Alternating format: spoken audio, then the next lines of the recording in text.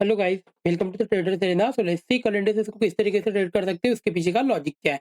तो simply price को अगर देखोगे, कल हमने प्लान किया था मार्केट यहाँ से इसके फ्लैट अगर ओपन होता है, फिर अगर नीचे आता है हम सेलिंग के लिए प्लान करेंगे। मार्केट हुआ गैप डाउन ओपन हुआ, गैप डाउन ओपन या गैप अप ओपन होता है। जब भी हम प्लान करते हैं अगर आधा परसेंट के आसपास कहीं ना गैप अप या गैप डाउन हो रहा है 200-250 पॉइंट का, तो फिर हम वहां पे प्राइस एक्शन को देख के ट्रेड प्लान करेंगे। यहाँ पे अगर देखोगे मार्केट नीचे आया थोड़ा सा, फिर ऊपर के साइड चला गया। मैंने भी यहाँ पे कुछ पुट शॉर्ट किए थे, बिकॉज़ मैं एक्सपेक्ट कर रहा था कि मार्केट अभी रिवर्सल हो सकता है, बिकॉज़ कहीं न कहीं थोड़ा गैप डाउन खुल गया था। हाँ, अगर यहाँ से अगर नीचे की साइड आता तो मैं फिर से सेलिंग के लिए भी प्लान करता था, लेकिन क्वांटिटी कम रखता था, बिकॉज़ मेरे पास यहाँ पे कहीं न कहीं एक सपोर्ट था। तो भी लेकिन मार्केट यहाँ से रिवर्स हो गया, तो अभी अच्छा प्रॉफिट चल रहा है, लेकिन मैंने इतना कुछ बड़ा क्वांटिटी में वहाँ उसको प्लान नहीं किया था, बिकॉज़ कहीं न कहीं यहाँ पे थोड़ा कन्फ्यूजन क्रिएट होता है। जब भी मार्केट गैप अप या गैप डाउन होता है, दोनों साइड मूव करने का थोड़ा चांसेस होता है कि हो सकता है पहले थोड़ा-सा अपोज़िट साइड मूव कर जाए, फिर उसके अपोज़िट साइड मूव करे। या तो फिर साइडवेज हो जाए, तो इसलिए मैं थोड़ा क्वांटिटी कम कर देता हूँ। अगर जब फ्लैट ऊपर ओपन ओपन होता है और फिर मोमेंटम करता है, तो मैं थोड़ा अच्छी क्वांटिटी में प्लान करता हूँ।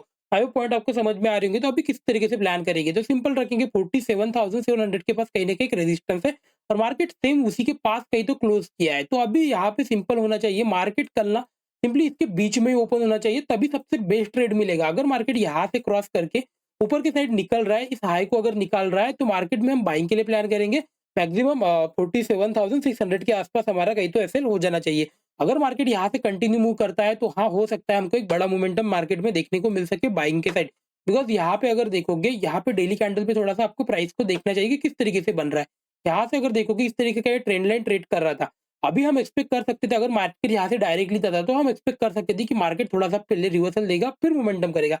लेकिन यहाँ पे अगर देखोगे कंटिन्यूअसली 3 दिन पे एक ही रेंज में ट्रेड कर रहा है। तो अभी यहाँ पे हम एक्सपेक्ट कर सकते हैं कि हाँ, डायरेक्टली भी ब्रेक कर जाए मार्केट, तो कोई बड़ी बात नहीं होगी, बिकॉज़ मार्केट कहीं न कहीं उससे पहले ही मतलब कंसोलिडेट कर गया। तो ये रेजिस्टेंस फिर इतना मैटर नहीं करता है, बिकॉज़ मार्केट उसके पहले कहीं न कहीं कंसोलिडेट हुआ है। हाँ, मार्केट अगर यहाँ पे आता डायरेक्टली, फिर यहाँ से अगर ये डायरेक्टली ऊपर के साइड निकलता, थोड़ा-सा मतलब कॉन्फिडेंस नहीं आता था, बिकॉज़ मार्केट ऑलरेडी मूव कर चुका था। लेकिन अभी यहाँ पे अगर देखोगे 3 दिन से अगर एक ही रेंज में ट्रेड कर रहा है, कहीं न कहीं उसी फेवर में ट्रेड कर रहा है, तो फिर कहीं न कहीं एक्सपेक्ट कर सकते हैं कि ये डायरेक्टली भी ब्रेक कर सकता है ऑल टाइम हाई के आसपास।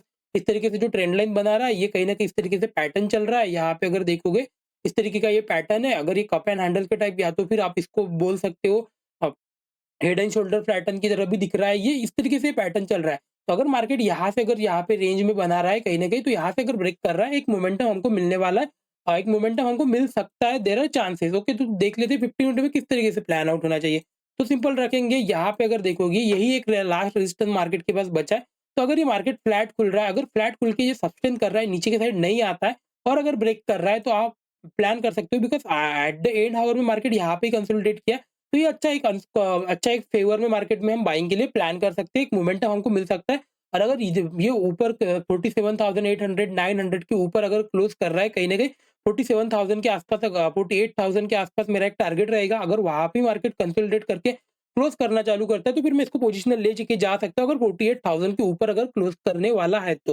सेलिंग के लिए अभी अगर आप देखोगे, सेलिंग के लिए मैं एक ही कंडीशन में प्लान करूँगा, अगर मार्केट कहीं न कहीं नेगेटिव अगर ओपन होता है, उसके बाद में भी मैं 50 मिनट में एक प्राइस एक्शन का वेट करूँगा, उसके बाद में मैं कहीं सेलिंग के लिए प्लान करूँगा, या तो फिर मार्केट इस एरिया के नीचे आना चाहिए। बिकॉज़ स्ट्रॉन्ग बाइंग अगर देखोगे, यहाँ से कहीं तो स्ट्रॉन्ग बाइंग है, तो डायरेक्टली ये एक्सपेक्ट करना कि मार्केट इसके नीचे आ जाएगा, ये एक्सपेक्ट करना थोड़ा रॉन्ग अप्रोच हो जाएगा। अगर सेलिंग भी करना है, तो एक पैटर्न के बाद सेलिंग करना, लेकिन कम क्वांटिटी। इसके नीचे आप एग्रेसिव हो सकते हो, लेकिन मैं उसके नीचे भी थोड़ा एग्रेसिव होने के लिए प्लान नहीं करने वाला हूँ। बिकॉज़ अगर यहाँ से अगर देखोगे,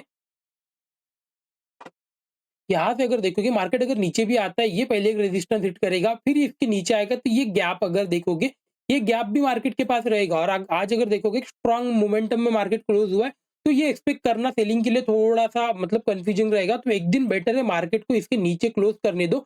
मैं सबसे बेस्ट रहेगा मार्केट को 47,000 के नीचे क्लोज करने दो, तभी जाके कुछ एग्रेसिव सेलिंग के लिए प्लान करना।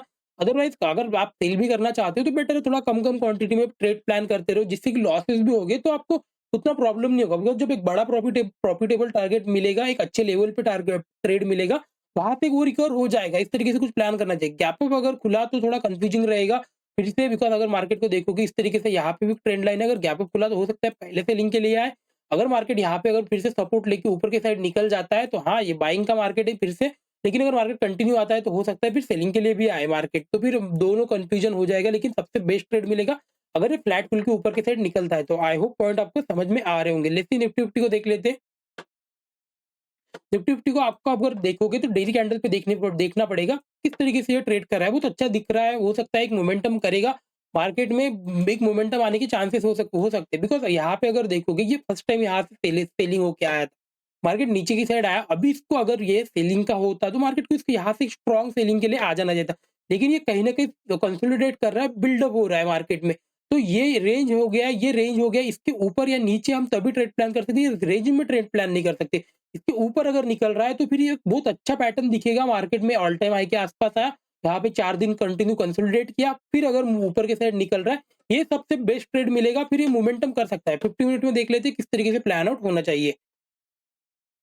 तो अभी अगर देखोगे कहीं न कहीं 50 मिनट में मार्केट कहीं न कहीं कंसोलिडेट कर रहा है। यहाँ से अगर देखोगे, यहाँ से यहाँ तक एक रेंज बना चुका है।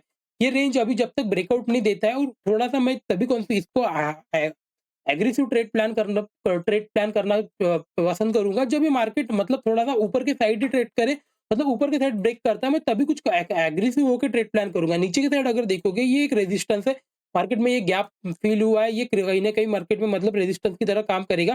तो 22,280 से लेके 240 के नीचे जब तक क्लोज नहीं मिलता था, तो मैं एग्रेसिव सेलिंग के लिए भी प्लान नहीं करने वाला हूँ, बाइंग के लिए प्लान करेंगे। तो अभी सबसे बेस्ट है, मार्केट अगर फ्लैट खुल के अगर ऊपर की साइड निकल रहा है, यहाँ से लेके ये 22,480 से लेके 22,500 के आसपास हम बाइंग के लिए प्लान करेंगे। 30-40 रुपए का हमारा मैक्सिमम एसएल हो जाना चाहिए। अगर मार्केट ऊपर की साइड ब्रेक कर रहा है, निकल रहा है, तो एक मोमेंटम हमको मिलने वाला है, डेफिनिटली एक मिलेगा। लेकिन अगर सेलिंग की साइड आता है तो फिर मतलब मार्केट में थोड़ा कंफ्यूजन रहेगा, वोलेटिलिटी क्रिएट कर सकता है, तो थोड़ा कंफ्यूजन के साथ ही ट्रेड होगा। तो बेटर है पहले इस एरिया के लिए सेल करो, या तो फिर बाय करो, या तो फिर यहाँ पे आके प्रॉफिट बुक करना ट्राई करो। बिकॉज़ मतलब बुक करो सिंपली, बिकॉज़ जनरली होता क्या है ना, यहाँ से अगर रिवर्सल आ गया, मार्केट फिर से रिवर्स चला जाता है। तो फिर एज़ अ ऑप्शन बायर आपके पास प्रॉफिट आता तो है, दिखता तो है अकाउंट में, लेकिन वो क्लोजिंग नहीं, आप उसको मतलब क्लोज़ नहीं कर पाते हो। तो इसलिए बेटर है मैं ऑप्शन सेलिंग प्लान करता हूँ, बिकॉज़ ऑप्शन सेलिंग में अगर मार्केट डब्ल्यू पैटर्न भी बना के दिखाएगा, तो कहीं न कहीं यहाँ पे जो टाइम इन्वेस्ट होगा मार्केट में, वहाँ पे कुछ ना कुछ तो पैसा मिल जाएगा। इस तरीके से मैं कुछ प्लान करता हूँ। एग्रेसिव मैं ऑप्शन बाइंग तभी जाता हूँ, यहाँ से अगर बाइंग की साइड निकलता है, मैं तब कुछ एग्रेसिव ऑप्शन बाइंग के लिए प्लान करूँगा। आई होप पॉइंट आपको समझ में आ रहे हैं। इसके बीच में आप एग्रेसिव मत होना, इसके बीच में हमको वोलेटिलिटी मिलने वाली है, या तो मार्केट ऊपर की साइड निकले, या तो यहाँ से नीचे की साइड निकले, तभी कुछ एग्रेसिव प्लान कर सकते हो। आई होप पॉइंट आपको समझ में आ रहे होंगे। लेट्स सी फिर निफ्टी को देख लेते हैं। फिर निफ्टी को अगर देखोगे, कल हमने सिंपली प्लान किया था, मार्केट इस तरीके का ये यहाँ पे एक मतलब ट्रेंड लाइन बना रहा है। इसके ऊपर जब मार्केट 5 मिनट में क्लोज करेगा तब जाके कुछ प्लान करना। मार्केट थोड़ा-सा ऊपर आया, थोड़ा-सा फिर प्राइस एक्शन बना के फेल कर गया, नीचे की साइड आ गया। अभी अगर देखोगे किस तरीके से दिख रहा है, यहाँ पे अगर देखोगे मार्केट में दोनों पॉसिबिलिटीज़ है। मार्केट कहीं न कहीं हायर लेवल पे तो क्लोज नहीं हुआ है, यानी कि बीच में आके थोड़ा-सा क्लोज किया है, लेकिन बुलिश दिख रहा है। अभी भी बुलिश के लिए ट्रेड प्लान कर सकते हो। तो सिंपल रखेंगे, अगर मार्केट फ्लैट खुल रहा है, फ्लैट खुल के अगर ये 21,240 के ऊपर अगर निकल रहा है, तब बाइंग के लिए प्लान करेंगे। 30-40 रुपए का हमारा एसएल हो जाना चाहिए, तभी जाके कुछ मार्केट में एक मोमेंटम मिल सकता है। सेलिंग के साइड अभी भी मार्केट कुछ खास नहीं दिख रहा है। मार्केट में अगर देखोगे, ये अगर देखोगे, मैंने कल ही आपको बताया था, मार्केट अगर सेलिंग आना होता तो मार्केट कहीं न कहीं मतलब बाइंग के साइड दूसरे दिन कंटिन्यू करना चाहिए। अगर ये कंटिन्यू नहीं कर रहा है तो फिर ये कहीं न कहीं थोड़ा बाइंग का मार्केट बन जाता है, फिर मार्केट मोमेंटम कर जाता है ऊपर की साइड। अभी अगर देखोगे मार्केट ऊपर की साइड मोमेंटम कर गया, ट्रेंडिंग डे भी मिल चुका है। अभी ऑलरेडी हमको निफ्टी बैंक में अगर देखो तो निफ्टी 50 में ऑलरेडी ट्रेंडिंग डे मिल रहे थे, बैंक निफ्टी में नहीं मिल रहे थे, लेकिन आज एक मिल गया। लेकिन इतना ज़्यादा क्वांटिटी नहीं है, लेकिन पुट शॉर्ट किया है, तो उतना जहाँ से मतलब मैंने प्लान किया था कि मैं अगर कल फ्रेश ट्रेड भी प्लान करूँगा तो इतना अगर जाएगा, तो उसमें से 100-150 पॉइंट अगर आगे पीछे हुआ तो चलेगा। लेकिन थोड़े स्टॉप लॉसेस के बारे में भी सोचना पड़ता है, because FL is everything we can handle ऐसे प्रॉफिट को हम हैंडल नहीं कर सकते, प्रॉफिट कितना भी आ सकता है। लेकिन हम एफएल्स को हैंडल करना पड़ता है, बिकॉज़ एफएल अगर बहुत बड़े-बड़े हिट हो गए तो फिर कहीं न कहीं लॉसेस हो सकते हैं, और अननेसेसरी ट्रेड हम प्लान कर रहे हैं जब कुछ ब्रेकआउट नहीं मिल रहा है।